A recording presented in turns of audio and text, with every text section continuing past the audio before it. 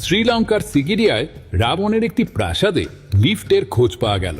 কয়েক হাজার বছর প্রাচীন রাজপ্রাসাদে লিফট কিভাবে এলো শুনে চমকে উঠলেন নিশ্চয়ই।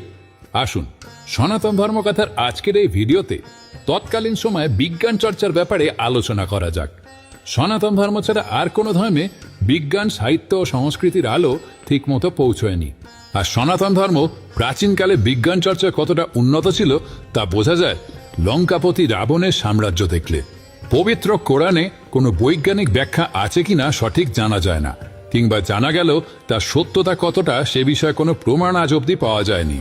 কিন্তু সনাতন ধর্মের ইতিহাসে এমন প্রচুর প্রমাণ রয়েছে যা আধুনিক বিজ্ঞানীদেরও অবাক করে। বর্তমানে প্রতিবেশীদের শ্রীলঙ্কার সিগিরিয়া নামক স্থানে ছিল রামায়ণের অন্যতম মুখ্য খলচরিত্র রাজা রাবণের বিরাট প্রাসাদ।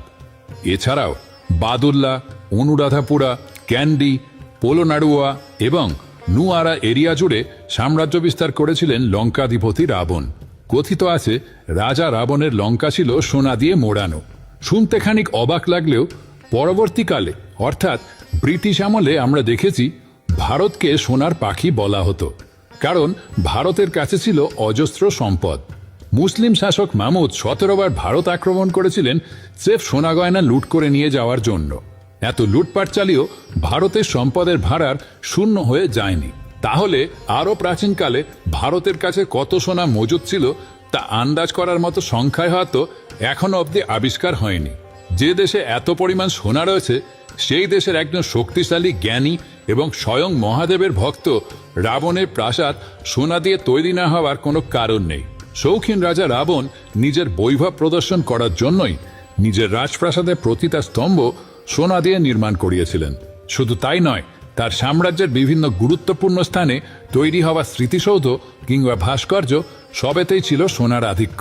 এই রাবণের কাছে ছিল একটি উড়ন্ত রথ, পুষ্পক বিমান।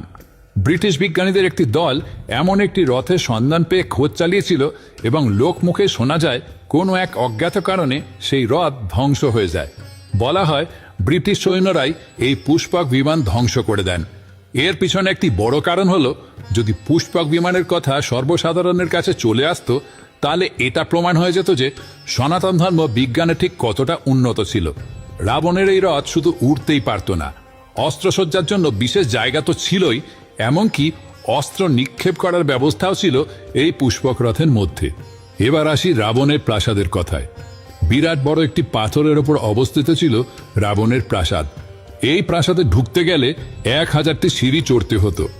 রাজা এবং সবার বিভিন্ন উচ্চপদস্থ কর্মকর্তারা সিঁড়ি বেয়ে উপরে চড়তেন না। কপিকালের ধারণাকে কাজে লাগানো বর্তমানে বালতির মতো দেখতে বিরাট আকারের পাত্র ছিল ধাতুর চেন দিয়ে বাঁধা।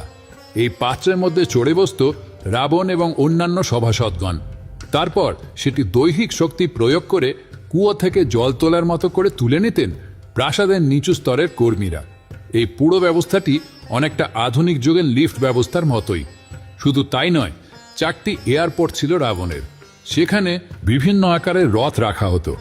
একমাত্র রাবণের কাছে ছিল উড়ন্ত পুষ্পক রথ। এই রথ আসলে কুবেরের ছিল একসময়। তার কাছ থেকে রাবণ সেটি ছিনিয়ে নিয়েছিলেন এবং রাম পরে রাবণকে যুদ্ধে পরাজিত এবং হত্যা করে এই পুষ্পক রথটি বিভীষণকে উপহার দেন। এই পুষ্পক রথে চেপেই রাম, সীতা এবং লক্ষ্মণ পুনরায় অযোধ্যায় ফিরে আসেন। লিফট, এয়ারপোর্ট, অত্যাধুনিক যুদ্ধবিমান এগুলো স্রেফ কাব্যকথা হতে পারে না। সনাতন ধর্মের পৌরাণিক এই গল্পগুলোর মধ্যেই লুকিয়ে রয়েছে প্রাচীন সনাতন ধর্মে বিজ্ঞান চর্চার ইতিহাস।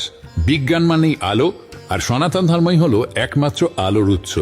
তাই সনাতনের পথে থাকুন, আলোর পথে থাকুন।